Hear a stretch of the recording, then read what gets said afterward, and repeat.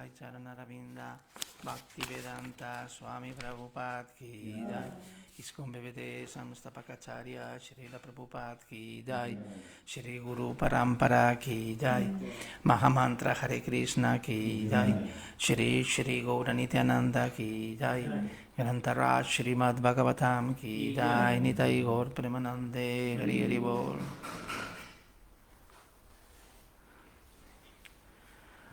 Om Namo Bhagavate Vasudevaya. Om Namo Bhagavate Vasudevaya. Om Namo Bhagavate Vasudevaya. Om Namo Bhagavate Vasudevaya. Om Namo Bhagavate Vasudevaya.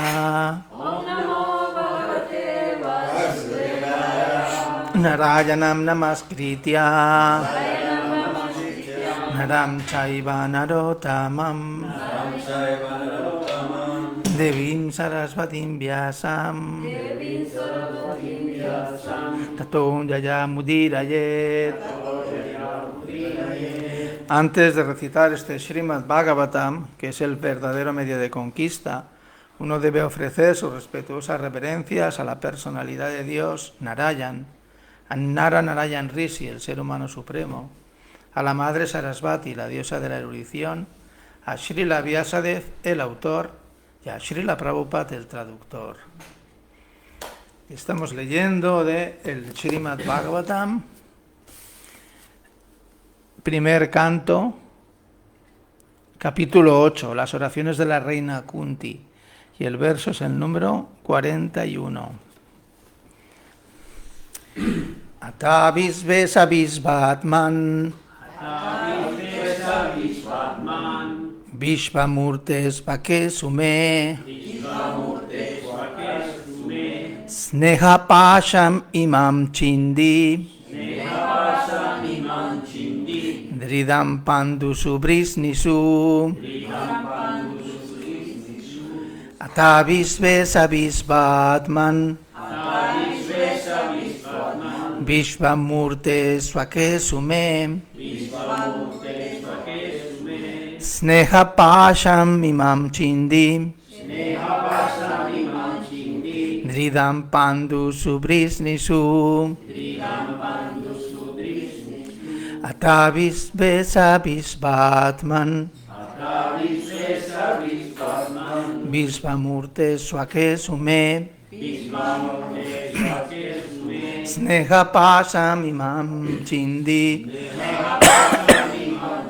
Dridam Pandu Subrisnisu Atavisvesa Visvatman Vishvamurte Swakesume Vishvamurte Swakesume Sneha Pasham Imam Chindi Sneha Pasham Imam Chindi Dridam Pandu Subrisnisu Dridam Pandu Subrisnisu Atavisvesa Visvatman Atavisvesa Visvatman Vishvamurte Swakesume Vishvamurte Swakesume Snehapasam Imam Chindi Sneha Pasham Imam Chindi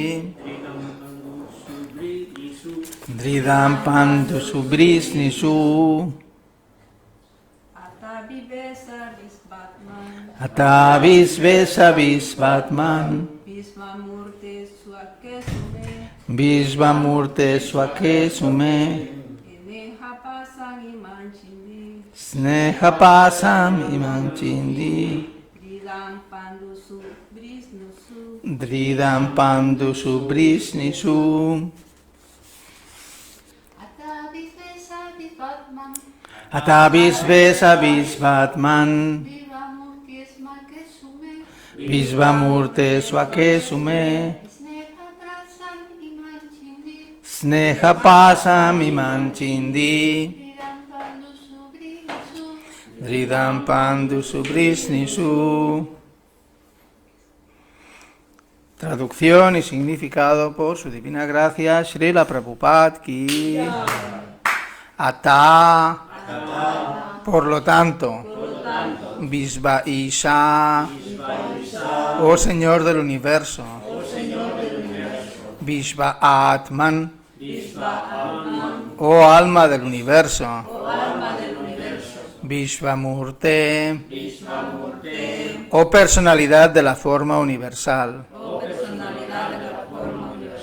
Swakesu, a mis propios parientes, mi, Snehapasham, lazo de afecto, Imam, este, Chindi, corta, Dridam, profundo, Pandusu, por los Pándavas, Brisnisu, por los Brisnis también.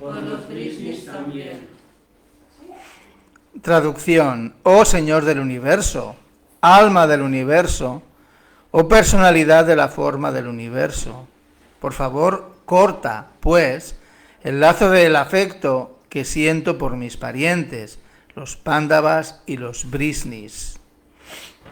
Significado: al devoto puro del Señor le avergüenza pedirle a éste cualquier cosa que vaya en beneficio propio. Pero a veces las personas casadas se ven obligadas a pedirle favores al Señor, estando atadas por el lazo del afecto familiar. Srimati Kunti Devi estaba consciente de ese hecho y en consecuencia le oró al Señor pidiéndole que cortara el nexo afectivo que había entre ella y sus propios parientes, los Pándavas y los Brisnis. Los Pándavas son sus propios hijos y los Brisnis son los miembros de su familia paterna. Krishna estaba igualmente relacionado con ambas familias. Las dos familias requerían de la ayuda del Señor, porque ambas estaban integradas por devotos que dependían del Señor. Srimati Kunti Devi deseaba que Sri Krishna permaneciera con los hijos de ella, los Pándavas, pero de él hacerlo, la familia paterna de ella quedaría privada del beneficio. Todas esas parcialidades perturbaban la mente de Kunti y por consiguiente ella deseaba cortar el nexo afectivo. Un devoto puro corta los limitados nexos del afecto que siente por su familia y amplía sus actividades de servicio devocional para beneficio de todas las almas olvidadas. El ejemplo típico de eso lo constituye el grupo de los 6 Gosvamis, quienes siguieron la senda del Señor Chaitanya.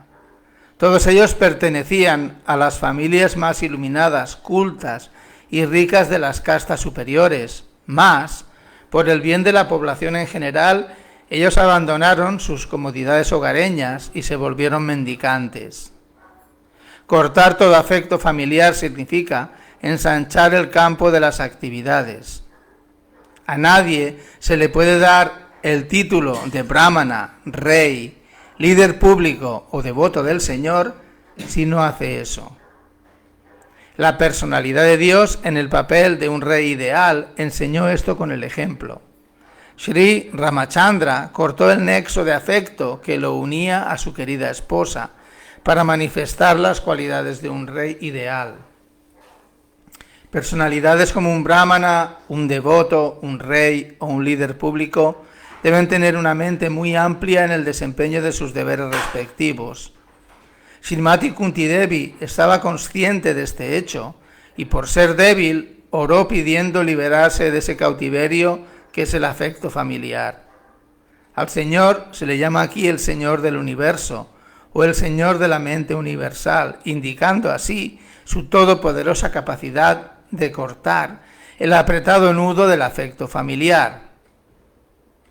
Por consiguiente, a veces se experimenta que el Señor, movido por la atracción especial que siente por un devoto débil, rompe el afecto familiar mediante la fuerza de las circunstancias que su todopoderosa energía organiza. Con eso hace que el devoto dependa por completo de él y despeje así la senda para que dicho devoto regrese a Dios. Atavis Besavis Batman Vishvamurte Swake Sume, Sneha Pasam Imam Chindi, Dridam Pandusu Brisnisu. Si podéis repetir, por favor. Oh Señor del universo, alma del universo, oh personalidad de la forma del universo,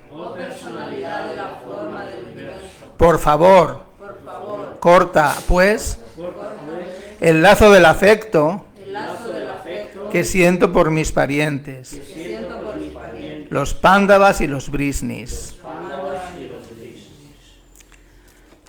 Om Agenati Miranda Sya Jana Salakaya Chaksur Militam Jana Tasmai Shri Gurave Namaha.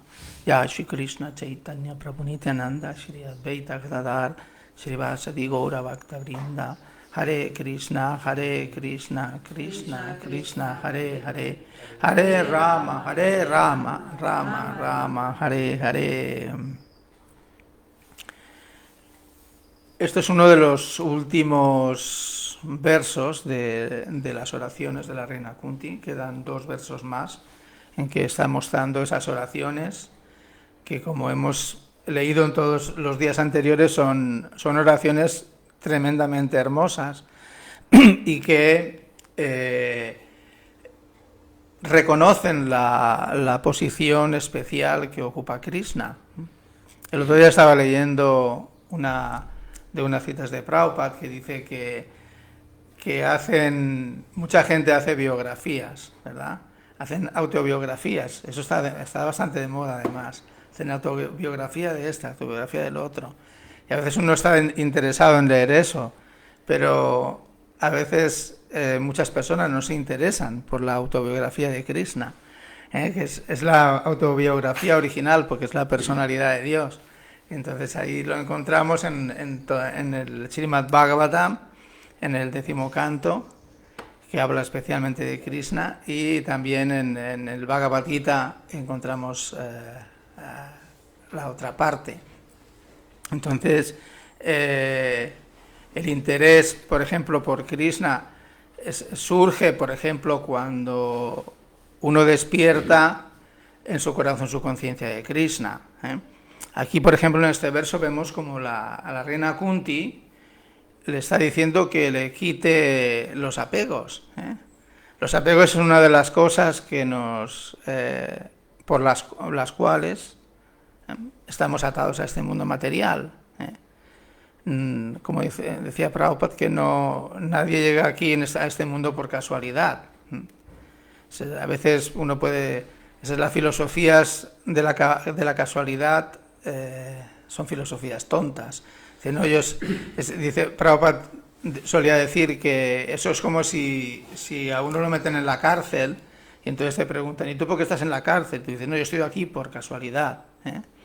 Entonces, yo pasaba por aquí y me metieron dentro, ¿no? Eso es absurdo, es una absurdez decir eso, ¿no? No es por casualidad. Entonces no estamos en este mundo por casualidad, estamos en este mundo por razones obvias. Hemos hecho actos en vidas anteriores que nos tienen atados a este mundo material. Entonces no es por casualidad que estamos aquí. Y nuestros apegos a este mundo. Yo escuché una historia antes de venir a vivir al templo. Me acuerdo que había escuchado una historia dice que cuando es como si tú quieres cruzar un río, vas a cruzar un río, y llevas un saco lleno de piedras. Y nosotros a veces parece que queremos hacer eso, ¿no? Queremos avanzar espiritualmente, pero queremos ir con el saco de piedras. Tenemos que cruzar el río con el saco de piedras. Entonces no es posible, o sea, no podemos, nos vamos a hundir. Nos vamos a hundir, es como querer cruzar el Ganges. ¿Habéis visto el Ganges, lo amplio que es? En algunas zonas, me contaba un devoto una vez que dice, yo cuando fui allí a Mayapur, dice, me crucé el Ganges hasta Navadvip, y dice, y por poco no llego. Dice, porque no me imaginaba, ¿no? O sea, que es bastante grande y tiene mucha corriente. Entonces él dice que se tiró, y cuando iba por la mitad decía, no voy a llegar, no llego, ¿no? Porque se sentía ya agobiado, ¿no? Porque la corriente lo iba llevando, bueno, si se tiró aquí, llegó luego allá abajo, pero al final llegó, pero llegó con la lengua afuera, ¿no? Entonces, imaginaos si te tiras a un río, así tienes que nadar y vas con un saco de piedras, te hundes. Entonces, el saco de piedras son los apegos, los diferentes apegos que tenemos. Y los apegos no son precisamente, por ejemplo, hay muchos tipos de apegos, evidentemente, podríamos incluso analizarlos, pero los apegos más... hay apegos muy burdos y apegos más sutiles.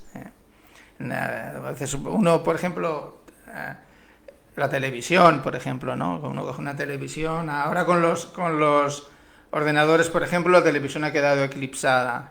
Ya la gente no mira tanto la televisión, porque ahora tienes en tu móvil o en el ordenador, en internet puedes ver lo que quieras, a cualquier hora. Antes no era así, o sea, antiguamente, hace muchos años no, era diferente. Pero la cuestión es que un simple aparato, por ejemplo, la tecnología, por ejemplo, hace que uno se sienta atraído a veces a ese tipo de cosas, ¿no? Y la mente se distrae. O sea, te atrapa, sí. Pero cualquier cosa de este mundo, cualquier cosa externa, provoca distracciones. Eso, por ejemplo, cuando leemos en el Bhagavad Gita, en el capítulo 6, capítulo 6 del Bhagavad Gita, ¿cómo se titula? Dhyana Yoga, sí. Dhyana Yoga, sí. Dhyana Yoga o Astanga, es lo mismo. Cuando explica, por ejemplo, cuando Prabhupada explica las explicaciones en los significados, en los mismos versos ya explica cómo hay que practicar ese sistema de yoga, ¿verdad? Dice cómo hay que sentarse, por ejemplo, dice que el asiento no puede ser demasiado duro ni demasiado blando, que debe estar en un lugar apartado. Y una de las cosas que dice es que cuando uno está, debe mirarse la punta de la nariz, dice. El yogi tiene que mirar la punta de la nariz, con los ojos entreabiertos, ni abiertos ni cerrados. Cerrados no, porque te quedas dormido. Te puedes quedar dormido. Estoy meditando en éxtasis. Y te quedas dormido. Y abiertos no, porque las cosas externas te distraen. O sea, cualquier cosa externa te puede distraer, lo que sea, un pájaro. En las escrituras encontramos un montón de historias y ejemplos de distracciones. Por ejemplo, Maharaj Bharat se apegó a un venado. Simplemente porque lo quiso proteger y todo esto, y se apegó al venado. Y luego él deja el cuerpo pensando en el venado, porque él había desaparecido, no lo encontraba, sufres, ¿no? Porque piensas...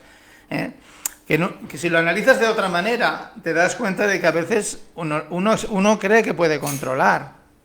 O sea, hay apego por el animal, por ejemplo, en este caso, por personas, pero pensamos que podemos controlar el curso de la naturaleza material.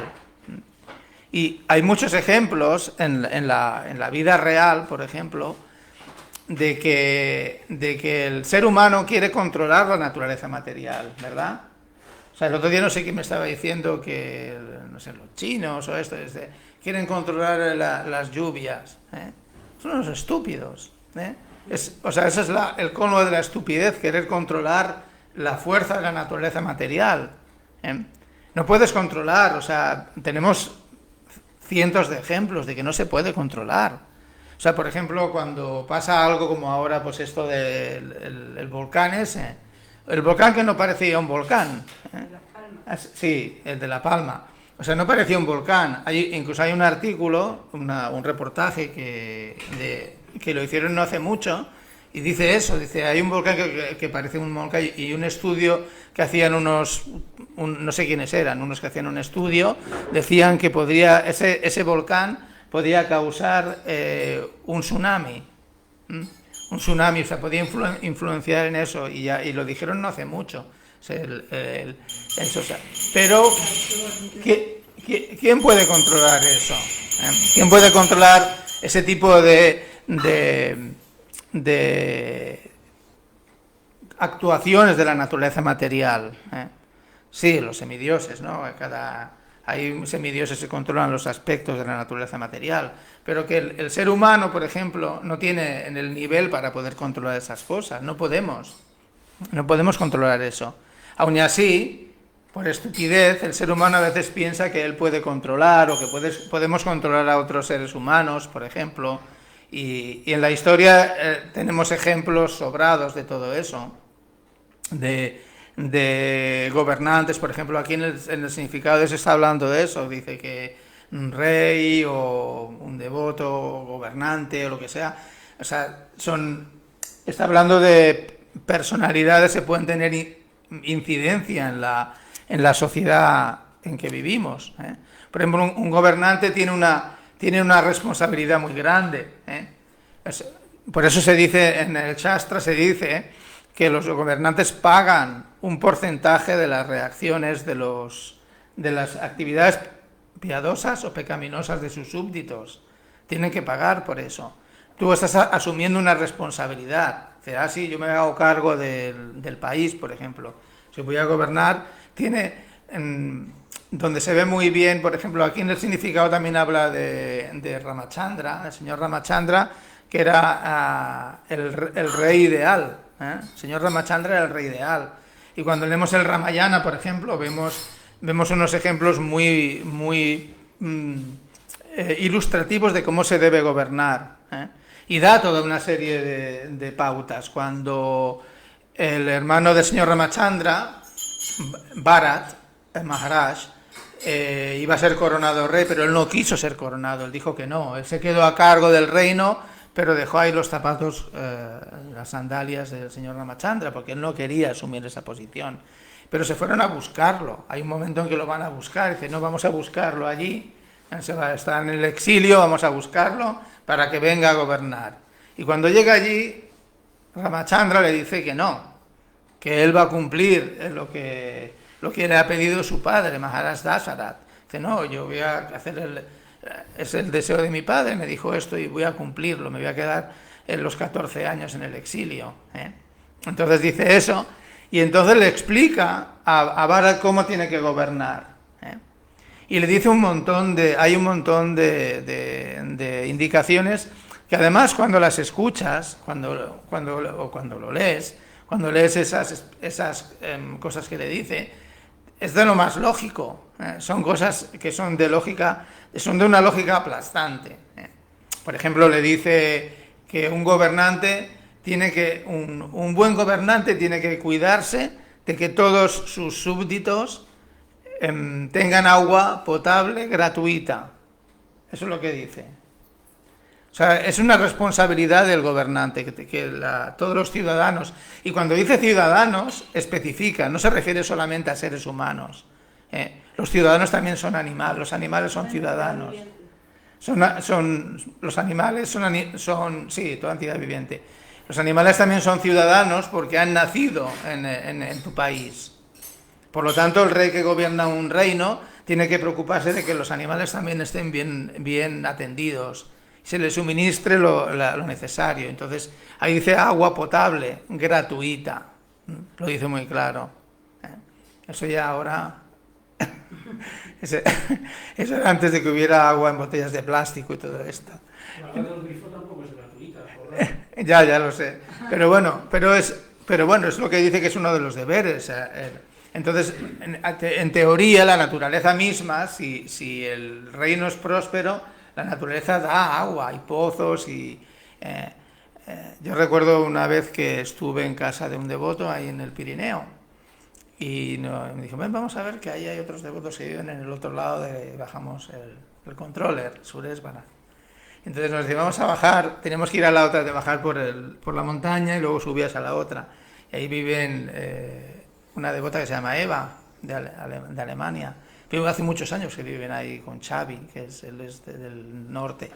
Entonces, cuando bajamos por ahí, al subir había una parte donde estaba lleno como de bosque y había unos manantiales increíbles. Había una fuente allí de agua y tú bebías esa agua y decías, todavía existe agua normal, ¿no? Agua rica, ¿no? Que te bebes, que es de manantiales, de ahí de la montaña. y te la bebes y dices, pero esa no parece como la que viene en botella, ¿no? O sea, es muy diferente. Pues, porque eso en los tiempos del señor Ramachandra existía a manos llenas. O sea, ahí tenías mucha agua. Pero es deber del gobernante mirar, supervisar eso. Es deber del gobernante, por ejemplo, castigar a las personas que cometen delitos y cuidarse de no castigar a alguien inocente. Dice, cuidarse, dice, especialmente de no castigar a personas inocentes. Entonces, y eso está pasando hoy en día, por ejemplo, justamente lo opuesto. O sea, se están condenando a veces a gente inocentes por cosas absurdas y las leyes cada vez protegen más a los delincuentes. Los delincuentes se saben las leyes ya. Cuando lo van a meter preso le dice, tú a mí no me puedes tocar, ¿no? A ver, dame tu número de placa. Sí, es así, directamente, es así. El delincuente a veces se sabe mejor la ley que cualquier otro ciudadano, o sea, porque ellos saben todo eso, saben que no les pueden hacer esto, no pueden hacer lo otro. Mis derechos, ¿no? O sea, hoy en día es más así que de la otra manera. Y de así, bueno, hay un montón también dice que un buen gobernante tiene que preocuparse de que en su reino haya suficientes espacios verdes. O sea, no que construyes, por ejemplo, venga a hacer rascacielos y no hay espacios verdes. O sea, todo eso va en contra de la propia salud del ser humano. O sea, vivir según en qué sitios eso es agresivo. Es agresivo vivir en sitios de esa manera. O sea, vas a veces por ciudades que parecen colmenas los edificios y da miedo, tú dices. Pero hay muchas otras cosas que dan miedo en la sociedad en que vivimos hoy en día. Y todo esto venía a colación por el tema de la responsabilidad que tiene la persona que gobierna en relación a su reino, a su país o su nación o lo que sea, ¿no? O sea, es una gran responsabilidad. Y también, pues como dice aquí también el significado, los devotos también tienen una gran responsabilidad. Porque entonces, nosotros tenemos la responsabilidad de... tenemos un conocimiento y tenemos que transmitirlo. O sea, entonces, por ejemplo, aquí está citando en el verso a los Goswamis de Brindavan, que para nosotros son la referencia de la práctica del servicio devocional. Entonces, esa referencia significa que nosotros tenemos que aprender de las grandes almas. Ahí tenemos el ejemplo de esas grandes almas. Y tenemos que aprender. A lo mejor hay cosas que nos cuestan mucho y cosas que no nos cuestan tanto. Pero tenemos que ver, por ejemplo, en el tema del apego, que es el tema que estábamos hablando al principio, cuando hablamos de los apegos, por ejemplo, Prabhupada nos enseñó a cómo darle una vuelta a la tuerca, o sea, en el sentido de cómo ocupar todo al servicio de Krishna. Entonces podemos tener apegos y lo ocupamos al servicio de Krishna. De diferentes maneras. Hay muchas cosas que se pueden... si nos gusta, por ejemplo, pues hacer teatro, por ejemplo. En vez de hacer teatro de tonterías, de cosas inventadas, de novelas de estas de ficción, pues hacemos teatros que tengan que ver con Krishna o con sus encarnaciones, por ejemplo. Y hacemos una obra de teatro. El señor Nityananda, por ejemplo, hacía teatro también. Cuando leemos ahí vemos cómo hacían a veces sus obras de teatro. Y jugaban, y los pastorcillos también, con Krishna también hacían sus teatros. Entonces es una manera de canalizar, tener ese apego por hacer ese tipo de cosas, o hacer música, por ejemplo. Hay muchas maneras de hacer música. Entonces podemos hacer música que esté más conectada con el tema devocional. Y los Goswamis de Brindavan para nosotros es un ejemplo. Claro que uno puede pensar, claro, los Goswamis de Brindavan, por ejemplo, eran grandes personalidades desde el punto de vista material también. Rupa y Sanatan eran ministros del gobierno musulmán o sea, no eran personas comunes, sino eran personas muy preparadas. Estaban más cualificados incluso que el propio rey. Por eso él se basaba mucho en ellos, por eso decide encarcelarlos cuando ellos quieren dejar el servicio de su gobierno, porque ellos querían, se interesaron por las escrituras, por el Srimad Bhagavatam y todo eso, y entonces se quedaban en casa, ya no querían ir a trabajar. Y claro, al rey no le gustó mucho que no iban, y se fue a su casa a buscarlos. ¿Qué está pasando? ¿No estabais enfermos? Y le dijeron que no querían seguir en el... Pero claro, imaginaos algo así, que ellos eran tan cualificados que ellos estaban llevando todos los asuntos del Estado, administraban perfectamente el reino, porque eran muy inteligentes. Y por eso el rey se enojó, el rey musulmán. Entonces, ellos eran muy preparados, pero deciden dejarlo todo, o sea, dejar cualquier apego que puedan tener y volverse renunciantes. Y se van a ver al señor Chaitanya, ya para que los instruya. Finalmente, Krishna tiene sus arreglos, el señor Chaitanya es Krishna mismo, y tiene sus arreglos y hace esas cosas a veces. Ya está rodeado por esos grandes devotos. El Raghunath Das Goswami era de una familia muy rica también, y decide dejar toda la comodidad y todo eso para irse con el señor Chaitanya. Entonces, al principio sus padres les costó muchísimo, no lo querían dejar marchar, pero al final todo cae por su propio peso. O sea, Raghunath Das Goswami es la personificación de la renuncia, y él finalmente acabó, aunque le mandaban dinero a sus padres, él lo ocupaba al servicio de Krishna, lo ocupaba cocinando prasadam para los devotos, sabiendo que eso le complace mucho a Krishna, ¿no? Entonces hacía eso. Luego, al final, vivía de mendigar, se ponía en la puerta del templo y mendigaba, y con eso vivía. Pero últimamente luego ni eso. Luego se comía todo lo que tiraban, el prasad que tiraban, que sobraba, así, que estaba en la basura, iba ahí, lo lavaba y se comía eso. Entonces, es una manifestación evidentemente no podemos imitar esas cosas, porque si empezamos a hacer eso, seguramente no nos iría muy bien.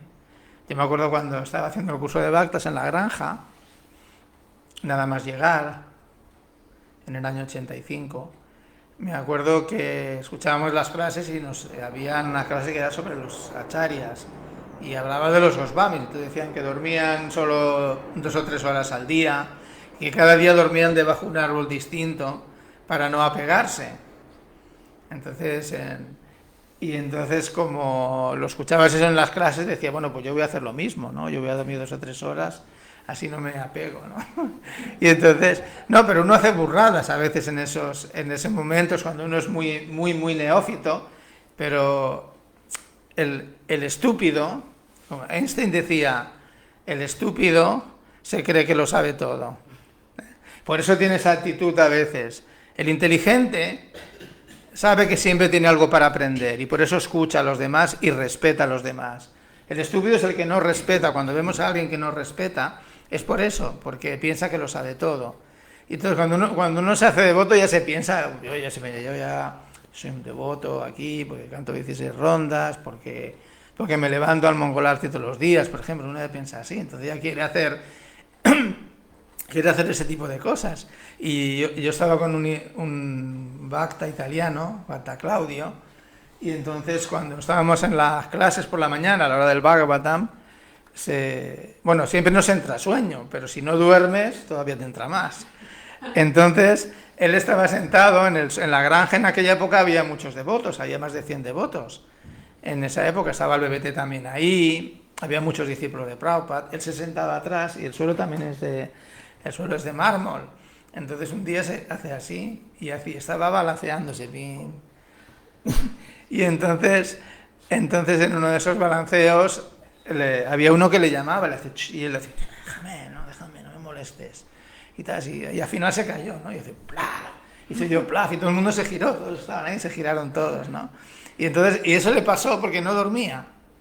Y entonces el que estaba en la habitación con él me dice, es que se levanta a las 2 de la mañana, o a la 1, a las 2 se levanta, y digo, ¿y qué haces ahora? Y dice, nada, se está por ahí por la habitación, haciendo, no sé, dando vueltas. Y todo era por eso, porque estaba imitando, que había escuchado que los Goswamis de Vrindavan dormían 2 o 3 horas, entonces él pues se iba a dormir tarde, se levantaba temprano, pero luego el efecto colateral es que a cabo de varias semanas estás completamente hecho polvo, no tienes... Entonces hay que ser coherente, hay que seguir, pero no imitar, se dice, ¿verdad? Por ejemplo, seguir sería lo que dice el Bhagavad Gita, Yuktahara Viharasya. Uno debe ser regulado en sus hábitos de comer, dormir, recrearse y trabajar. Uno no debe dormir demasiado ni demasiado poco, y no comer demasiado ni demasiado poco. Las dos cosas son perjudiciales. Ese verso habla es también del capítulo 6 del Gita, habla del equilibrio. Eso es equilibrio. Una persona equilibrada es alguien que es regulado en sus hábitos diarios. Eso es regular, eso es ser regulado. Y eso, por ejemplo, ahí estamos hablando del capítulo que define el Ashtanga Yoga. Entonces el yoga, esa es la regulación, equilibrio, eso es lo que se requiere. No puedes estar todo el día haciendo esto, haciendo lo otro, o sea, trabajando todo el día como un burro, por ejemplo. Hay que trabajar, evidentemente, para... El mismo Bhagavad Gita te dice que uno no puede dejar de hacer algo ni siquiera por un momento, uno tiene que estar ocupado, pero no estás todo el día trabajando. O sea, hay que tener un equilibrio en las cosas, y eso es beneficioso para la persona. No tratar de imitar a los poderosos, dice Prabhupada. Entonces, cuando hablamos de los 6 Goswamis, por ejemplo, que aquí se han mencionado, a veces está hablando de encarnaciones de la personalidad de Dios. Entonces, ¿cómo vamos a imitar eso? No podemos imitar a Krishna y levantar la colina Govardhan. Si no podemos levantar una piedra de esas de ahí, y donde vamos a coger una piedra de esas, a veces para sacar las que había ahí no podíamos ni con ellas. Algunas, las que son grandes, de la colina Govardhan, ¿no? Pues otras cosas, de ese tipo de imitaciones. O sea, nosotros lo que tenemos que hacer es seguir las enseñanzas de los 6 Goswamis, que no son otras que las enseñanzas de Shri Chaitanya Mahaprabhu. Son las enseñanzas él instruyó a esos discípulos y de sus devotos, a Rupa Sanatan, por ejemplo, para que escribieran libros. Y ahí tenemos las enseñanzas en el Néctar de la Devoción, el Bhakti Rasamrita Sindhu, el Hari Bhakti Vilas, por ejemplo, que nos explica cómo tenemos que adorar a Krishna. Ahí nos explica todo. Y por eso estudiamos esos libros, porque entendemos que vienen de esas grandes almas y tenemos que seguir. Y esa es la filosofía, nuestra filosofía es la filosofía de la devoción. No es otra cosa que eso. Es la filosofía del amor por Dios. Y tenemos que dirigir la propensión, por ejemplo, al apego, por ejemplo, a los apegos. Tenemos que conseguir que se dirija hacia la personalidad de Dios. O sea, tenemos que apegarnos de alguna manera a través del servicio. Entonces, de esa manera, por ejemplo, el apego queda espiritualizado. Se espiritualiza a través de la práctica. Y por eso en el Néctar de la Devoción especialmente, Srila Rupa Goswami nos da las directrices para poder conseguir eso. Para desarrollar lo que dice que hay 2 cosas básicas que hay que conseguir. Dice, recordar siempre a Krishna y nunca olvidarlo. Todo lo demás, por ejemplo, reglas y regulaciones, que hay muchas. Sí, practicamos algunas reglas y regulaciones, pero lo más importante es eso. Si, por ejemplo, seguir reglas, regulaciones y todo eso no nos lleva a eso, entonces no tiene valor. Es como la esencia, digamos, el poder recordar siempre a Krishna. Y también, por ejemplo, para recordar a Krishna, tenemos que complacer a Krishna. complacerlo. ¿Y cómo se complace a Krishna? Sirviendo a los devotos. ¿Eh? Sirviendo a los devotos. Sí, exactamente. Sirviendo a los devotos. Porque Krishna es... no hay nada más querido para Krishna que sus devotos. Entonces, si uno, por ejemplo, dice, sí, yo, Krishna sí, pero yo paso de los devotos. Entonces, de esa manera, uno actúa ofensivamente. No se puede actuar así. Me acuerdo una vez que vino uno que estaba un poco grillado allá a la granja, cuando yo era comandante en la granja. Y, a ver, era un tipo raro. Yo no sabía cuál era el nivel de su locura, pero me repetía todo el rato lo mismo. Cuando hablaba con él no conseguí sacarle una sonrisa en todo el rato cuando estuve hablando con él. Y entonces no lo dejamos quedar. No había avisado tampoco, se presentó así de repente. No, me pareció que era un poco loco. Y entonces no lo dejé quedar. Y le dije que se tenía que ir. Digo, mira, lo siento, pero no te puedes quedar. Y entonces le digo, mira, esos se van a ir a Madrid, te pueden acompañar y luego coges el autobús o el tren, lo que sea, ¿no? Y cuando se estaba yendo,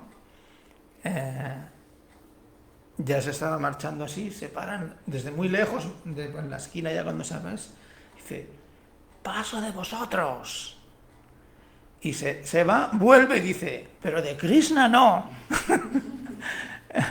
Y entonces, y luego me lo encontré en Barcelona, cuando yo fui a Barcelona me lo encuentro otra vez allí. Y allí venía a veces, hacía servicio. Era raro, era muy raro, hacía cosas muy raras, repetía las cosas, te miraba con cara de loco. Pero luego ya en Barcelona era diferente, porque en Barcelona no se quedaba en el templo, venía a veces y luego ya así como desapareció. Pero por ejemplo, lo que no puede ser es, por ejemplo, yo sirvo a Krishna, pero paso de los devotos. Eso no puede ser así. No es así, porque Krishna no se complace. De hecho, en el Gita, por ejemplo, al principio, cuando Arjuna le dice en el capítulo 1 que él no quiere matar a sus parientes y que prefiero que ellos me maten a mí, o sea, ¿cómo me voy a enfrentar a ellos? Entonces, en los versos se van del 32 al 36, que dice que nos sirve un reino, incluso la propia vida. Si todos aquellos ahí se está lamentando Arjuna y no quiere pelear, le está dando argumentos. Entonces, Prabhupada en el significado de ese verso dice que Krishna incluso puede tolerar una ofensa que tú le hagas a él, pero que no, dice, jamás tolera cuando uno ofende a los devotos. Y eso, por ejemplo, dice, aunque Arjuna quería perdonarlos, estaban fritos ya, porque Krishna no iba a transigir en eso. Entonces, ahí está la actuación. Krishna no permite ese tipo de cosas. Entonces, por eso es tan importante estamos hablando de que esa es la filosofía de la devoción. Hay que entenderla bien y hay que practicarla con mucha atención, con mucho cuidado. Hay que ser muy cuidadoso porque, por ejemplo, fijaos en el verso del Siksastaka, yo lo cito muchas veces ese verso porque es esencial, el Trinata Pisunichena. O sea, dice que uno tiene que ser humilde, más humilde que la hierba, más tolerante que un árbol. Y para mí lo más importante es Amanina Manadena. Dice, ofreciendo respeto a los demás, a todo el mundo. Ofrece respeto a los demás sin esperar respeto a cambio. Esa es la característica de un devoto. Dice, aquel que es así puede cantar Kirtaniya Sadhari, puede cantar el santo nombre constantemente. O sea, por eso muchas veces, por ejemplo, cuando uno, por ejemplo, no puede cantar, eso pasa a veces, que uno no puede cantar. Yo conozco muchos casos de devotos que no podían ni siquiera cantar las rondas suyas. Pero ¿cómo van a poder cantar si están haciendo ofensas constantemente? Y en algunos casos devotos me han dicho directamente ese tipo de cosas. Yo soy muy ofensivo con los devotos. Ya no con Krishna, no, o sea, Krishna sí, Krishna es Dios y todo lo que de esto, pero ofendes a los demás. Cada uno tiene sus particularidades, eso es cierto, pero uno debe evitar un comportamiento ofensivo, porque eso es lo que nos produce, por ejemplo, es cuando uno actúa de esa manera o cuando uno no quiere. O sea, en la biografía de Haridas Thakur, por ejemplo, hay una parte donde se explica que hay varios niveles de ofender a devotos. Dice, aquel que puedes insultarlo, maltratarlo, por ejemplo, a Haridas Thakur lo golpearon, llegaron a ese extremo, pero incluso mirarlo mal, por ejemplo, eso es ofensivo. Mirarlo mal, o simplemente cuando te viene a visitar, no recibirlo, ignorarlo, por ejemplo, también es una ofensa. No es tan grave como golpearlo, pero también es ofensivo. O sea, hay muchos comportamientos, y de hecho si lo analizáis, si lo miráis desde un punto de vista, incluso desde el punto de vista de la gente, desde cualquier persona del mundo material, por ejemplo, a veces las personas se comportan de esa manera. Por ejemplo, cuando yo he conocido, tengo amistades que han sufrido bullying, ¿no?, en el trabajo. Y dice, yo tengo una amiga en Tarragona que trabajaba en las petroleras. Allí antes había mucha gente que trabajaba para los americanos y se tuvo que ir, estuvo mucho tiempo en tratamiento psicológico porque le hacían bullying, ¿no? Y entonces yo le preguntaba, pero a ver, o sea, ¿qué te hacen? Y dice, no, si no te hacen nada. O sea, hacerte no te hacen nada. O sea, nada quiere decir, no te hacen nada físico, ¿no? Ni siquiera te insultan ni nada. Pero dice, no te puedes imaginar lo duro que es, ¿no? Tener una persona que te están fastidiando todos los días con cosas, con detalles, pero sin decirte nada. Y ese tipo, por ejemplo, ese tipo de comportamiento es muy ofensivo hacia un ser humano, por ejemplo. Si nosotros leemos en el Gita, por ejemplo, el concepto de violencia, Prabhupada dice que violencia, si uno tiene conocimiento y no lo da a otro, está practicando violencia, dice Prabhupada. Entonces, ¿qué decir de cuando tú intentas dañar a la persona de la manera que sea? Pero psicológicamente es un tipo de actuación mucho más sutil, porque ni siquiera, además me decía eso, dice, sí que lo bueno de todo es eso, ¿no?, que no te dicen nada, pero te procuran hacer, te están puteando todo el día, sin decirte nada, y así, dice, tú no puedes seguir trabajando en un sitio así, vas a trabajar y pum, al final llegas a un momento que psicológicamente te afecta, uno se siente maltratado, por ejemplo, se siente, bueno, ahí tiene muchas acepciones, y luego al final acabas yendo a terapia psicológica, ¿no?, porque necesitas reafirmarte de alguna manera. Y me acuerdo que me lo explicaba y me llamaba mucho la atención, ¿no?, que a veces no pensamos en eso. Las personas, por ejemplo, que son maltratadores, son muy expertos en hacer eso, en maltratarte y cuando si tú les dices algo te dicen, yo no he hecho nada, ¿eh? Pero yo eso lo he visto hasta en el templo. Hasta en el templo he visto maltratadores. Sí, no riáis, ¿no? Lo digo en serio, ¿eh? Pero si les dices algo te dicen que no, yo no le he dicho nada. ¿Yo qué dije? Yo dije esto. Siempre se están defendiendo, ¿eh? Entonces, eso es una cualidad demoníaca y no es una cualidad de un devoto. Entonces, el devoto no tiene ese tipo de pensamiento. El devoto, o sea, realmente, porque uno trabaja desde un plano espiritual. Los planos espirituales cantamos el santo nombre, y porque estamos pidiendo servicio, y servir significa servir a los demás. El servicio se puede hacer de muchas maneras, inclusive, por ejemplo, aunque uno tenga responsabilidades, por ejemplo, uno debe pensar que yo soy el amo. O sea, si uno, por ejemplo, es un presidente de templo, ¿no? Yo lo digo por experiencia, 25 años de experiencia tengo de eso. Entonces, lo que nunca tienes que pensar es que aquí mando yo, ¿no? O sea, ese pensamiento es egocéntrico. No, aquí mando yo echo a quien quiera. Hay casos de ahora, de antes. Yo he conocido muchas historias de devotos que han sido groseros con devotos que han ido a visitar el templo y no los han dejado quedar. hay que ver, o sea, sin juzgar a nadie, ¿no? O sea, no tratamos de juzgar a nadie. Pero hay casos, a veces, si uno hace eso, luego lo va, de alguna manera, va a tener reacción por esto. O sea, uno no tiene que sentirse que es el amo. O sea, uno tiene que pensar, nuestra filosofía es la filosofía del servicio. O sea, nosotros ofrecemos servicio. El que tiene una responsabilidad, la responsabilidad es para servir a los demás. O sea, entonces tenemos que tratar de servir, organizando las cosas lo mejor posible y tratando de que todas las personas que se acercan a la conciencia de Krishna se nutran del conocimiento acerca de Krishna. Y ya me estoy alargando porque es la hora. Y Elena Dick hace 3 preguntas. Uf. 3 por el precio de una. Dile que sí, tiene la tarjeta de crédito. Entonces, la primera pregunta es, si hay gente, hablando del tema ese que has hablado, de lo que, si hay gente que ha sido juzgado y que eran inocentes, ¿cómo me explica esto? ¿Es karma? ¿Todo lo que pasa es por algo o cómo es? Y después dice abajo.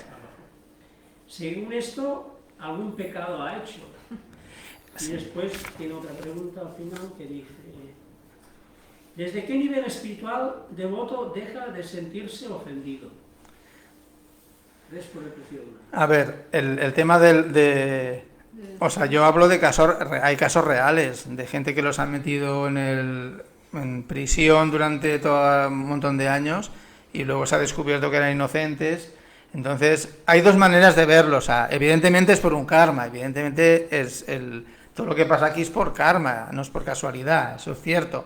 Entonces uno puede pensar, no, claro, seguramente en una vida anterior, pero bueno, si es cierto que es eso, pero desde el punto de vista del que el que gobierna ahora, actualmente es un karma del pasado, es seguro, eso seguro que es así. Pero el que gobierna ahora no tiene que pensar así, ¿no? Este debe haber hecho algo antes y ahora lo condeno. O sea, no puedes condenar a alguien por algo que no ha hecho. O sea, no se debe hacer, es responsabilidad del gobernante. O sea, una cosa es, por ejemplo, cuando hablamos de que hay que ser humildes, por ejemplo, yo puedo predicar a todo el mundo que sea humilde y luego yo no serlo. Tenéis que ser humildes, tenéis que ser muy humildes, yo todo lo que os diga lo tenéis que hacer porque yo soy el encargado de aquí, ¿no? Pero yo luego no soy humilde, o sea, no, esa aplicación es para uno mismo. O sea, entonces son dos visiones diferentes. De todas maneras, en Estados Unidos, creo que fue, no hace mucho, que creo que leí una noticia que decía que a un tipo que lo habían acusado de no sé qué por mucho tiempo, luego le han tenido que soltar, el gobierno le ha tenido que dar un montón de dinero, indemnización. Hay eso, o sea, hay esas cosas, existen. Porque es así, porque hay la contrapartida, ¿no? Eso O sea, fue un buen karma. sí, al final se convierte en un buen karma. Sí, O sea, es verdad. igualmente todo forma parte de eso, del karma de uno. O sea, a veces pasan esas cosas.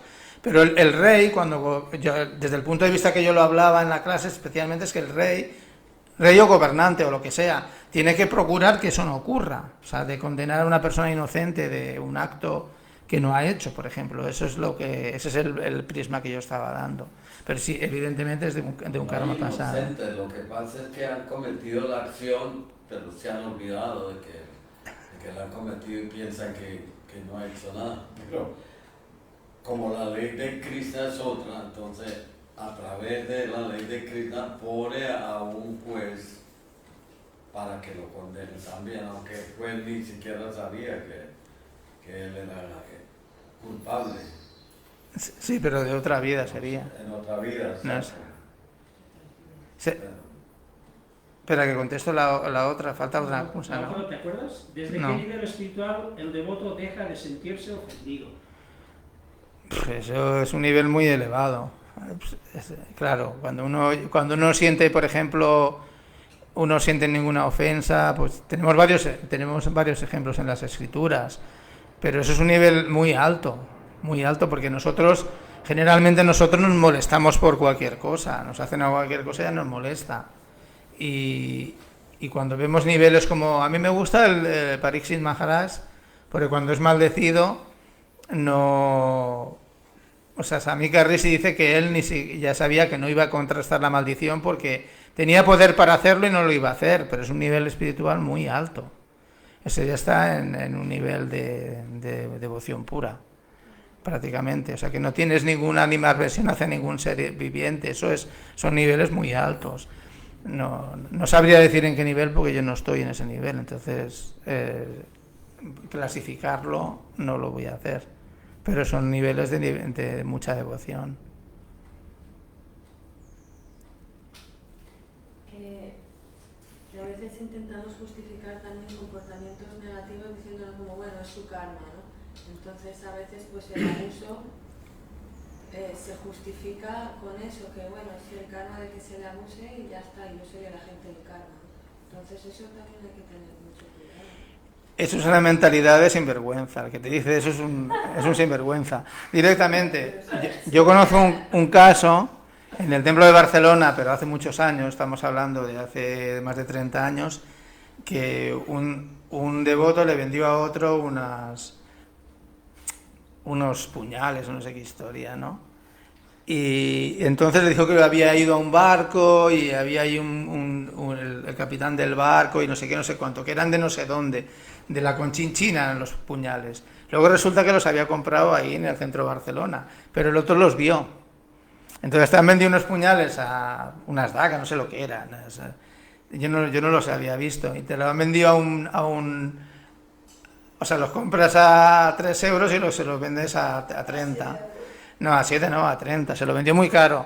Porque ahora eran de no sé dónde. Entonces luego cuando el otro se lo dijo, le dijo, ese será tu karma, le dijo. Pero el que hace esto es... yo pienso que es muy ofensivo hacer eso.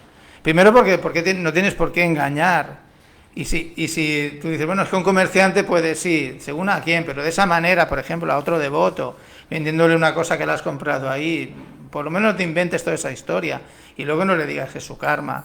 Porque seguramente será su karma, pero el otro no lo tiene que ver así. Es como lo que decía, o sea, una cosa es la visión de uno y la visión del otro lado. O sea, el que hace eso es una actuación completamente... Eso lo hacen los sinvergüenzas.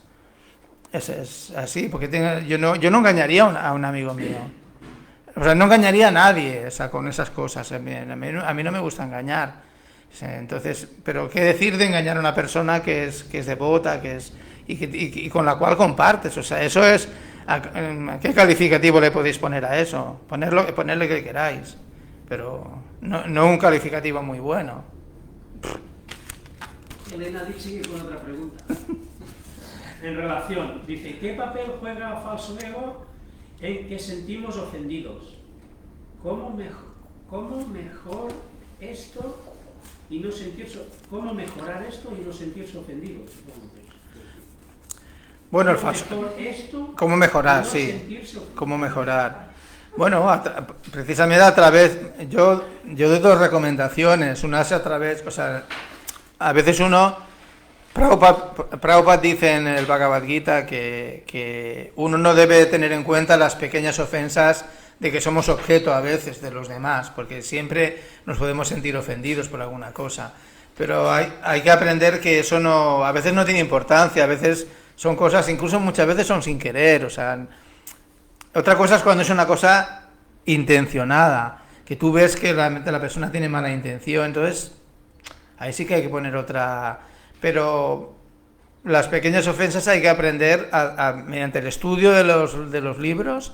Hay que aprender que realmente uno tiene que tolerar esas cosas que nos van pasando y tal. No preocuparnos de los demás, sino de uno mismo. Hay que preocuparse sobre todo de uno. Porque bastantes anartas tiene uno como para estar preocupado de los demás. Eso por un lado. Y luego también a través del canto, a través de la oración, nos orientamos con Krishna y le oramos para que Krishna nos ayude. Es como hacemos todos los días cuando cantamos. O sea, la oración, el canto del Santo Nombre es para desarrollar nuestro amor por Dios, pero se hace a través de limpiar el corazón, a través del canto. Esas son las recomendaciones que yo daría. Muchas gracias. No. ¿Cortamos? Sí. La Prabhupada aquí. Jai. Un dicho Prabhu ki, Srila Prabhupada ki jai. Granta